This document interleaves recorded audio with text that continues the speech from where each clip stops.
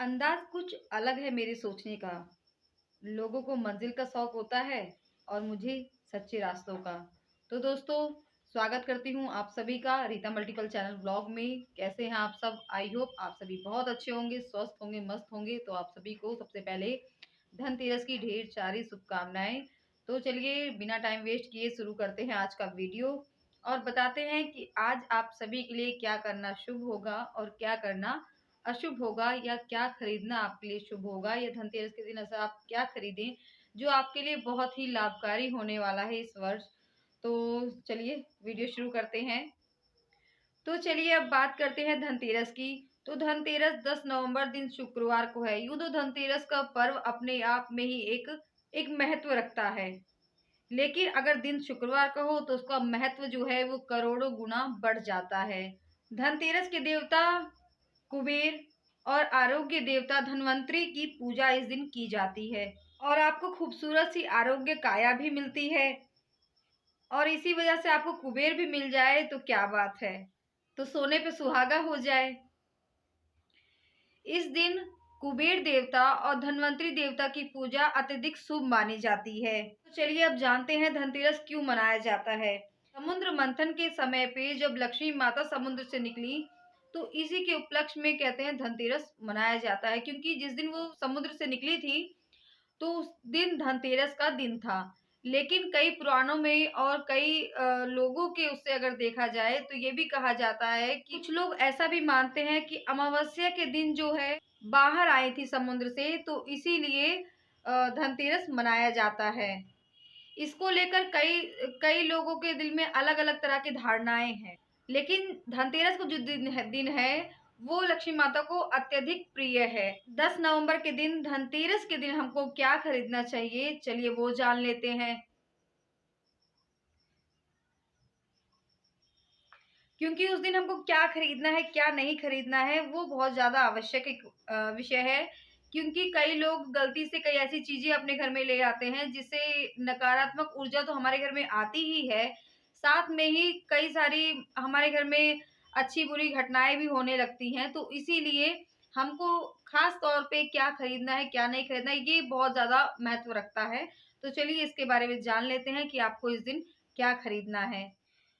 तो जो झाड़ू है, झाड़ू आपको 100% आपको लेनी है। बिल्कुल कुछ आप लें या ना लें, झाड़ू तो सबसे ज्यादा इम्पोर्टेंट है। आप सब झाड़ू जरूर लें। और झाड़ू जब आप अपने घर में लेके आए तो वो लाने के बाद आप लक्ष्मी जी के पास रखें और उस झाड़ू की उस दिन पूजा भी करें। और साथ में आप छोटी दिवाली या बड़ी दिवाली को भी आप घर में अगर झाड़ू लगाते हैं उस झाड़ू से तो बहुत ही शुभ रहेगा आपके लिए। तो इससे जो है आप अपने जीवन में ना बहुत बड़ा बदलाव खुद ही महसूस करेंगे। आप देखेंगे, एक बार आप ये करके देखिएगा कि आप जो झाड़ू लेके आए उस झाड़ू को आप लक्ष्मी जी के पास रख के उसको उसकी पूजा वगैरह करके आप उसको झाड़ू घर में लगाएं जरूर। छोटी दिवाली को भी लगाएं, बड़ी दिवाली को लगाएं। आप उससे रेगुलरली भी झाड़ू लगा सकते हैं, आप लगाएं, ऐसी कोई बात नहीं है। झाड़ू लगाने के लिए ही आपने ली है तो आप उससे झाड़ू जरूर लगाएं। यूं तो सोना चांदी कलश वगैरह खरीदने का, चांदी के बर्तन खरीदने का, या स्टील के बर्तन या तांबे के बर्तन जो होते हैं वो भी खरीदने का महत्व बहुत ज्यादा होता है। लेकिन धनतेरस वाले दिन कुछ विशेष चीजें होती हैं जो आप अपने घर में अगर लेके आते हैं तो आपके घर में बरकत बनी रहती है। आपको कभी धन की कमी नहीं होती। लक्ष्मी माता आपके घर से कभी दूर नहीं जाती। तो आइए चलिए जान लेते हैं वो चीज क्या है कि आप अपने घर में करें कि आपके घर में धन लक्ष्मी की कमी ना हो। सबसे पहले अगर आप कोई भी चीज अगर इनमें से जो मैं बताने जा रही हूँ अगर आप ना खरीद पाए तो झाड़ू तो आप अवश्य ही खरीद लें। आप अपने घर की झाड़ू अवश्य ही बदल दें उस दिन, अगर खरीदते हैं तो भी और अगर नहीं खरीदते तो भी आप झाड़ू अवश्य बदल दें अपने घर की।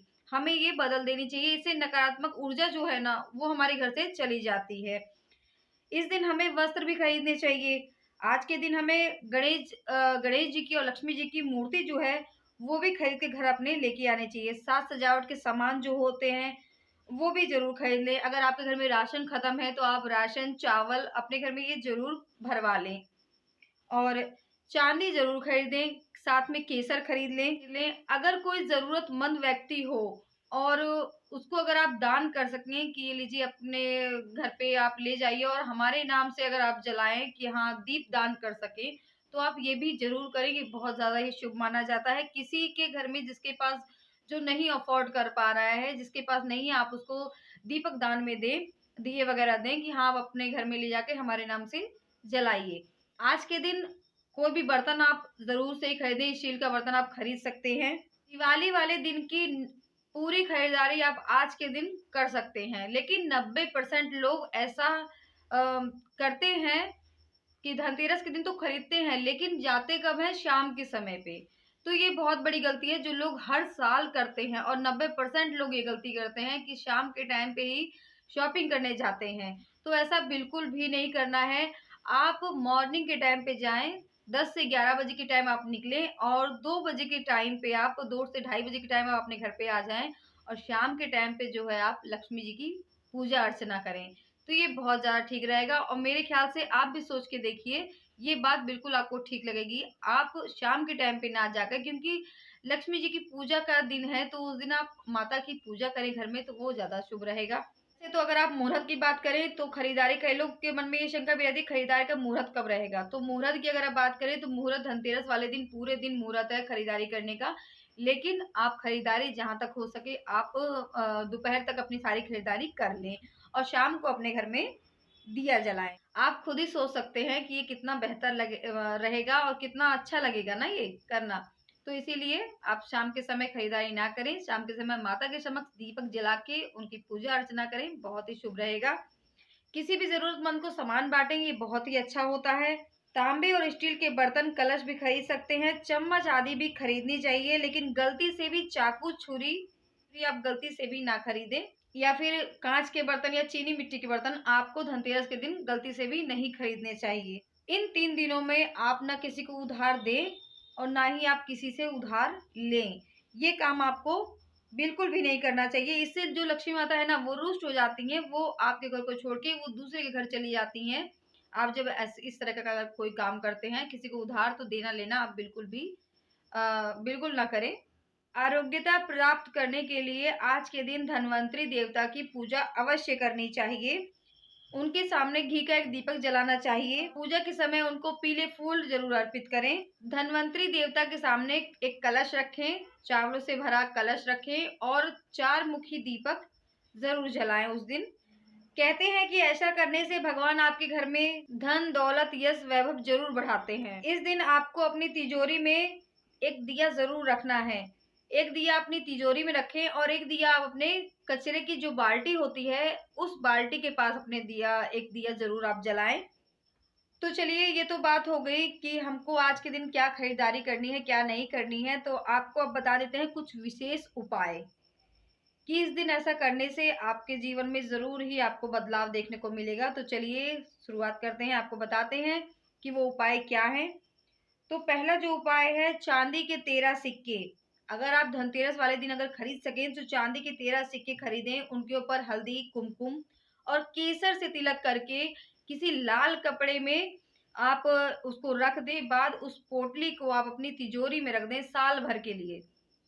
1 साल के लिए, पूरे 1 साल के लिए रख दें। या फिर आपके पास अगर पुराने अगर मतलब हो 13 सिक्के चांदी के, तो आप उन्हें भी साफ कर लें, और साफ करने के बाद उनमें भी वो हल्दी, चंदन, कुमकुम, चावल वगैरह लगा के और लाल कपड़े में बांध कर तिजोरी में रख दें। तो क्या बात है, सोने पे एकदम सुहागा हो जाएगा। आप एक बार जरूर ये करके देखिएगा।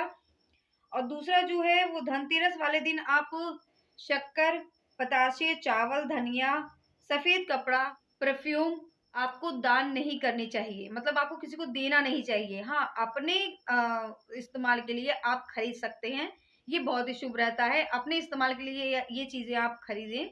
तीसरा है, धनतेरस वाले दिन अगर आपको कोई भी अगर किन्नर मिल जाए, कहीं भी आप जा रहे हैं और धनतेरस वाले दिन अगर आपको किन्नर मिल जाए, तो आप उसको झुक के उसके पैरों को छुएं। हमको प्रणाम जरूर करें, पैर छू कर आपको प्रणाम करना है। और अगर किन्नर अगर अपने दांतों से अगर छू के अगर आपको एक अगर सिक्का अगर दे देता है ना, तो आपकी जिंदगी बदल जाएगी।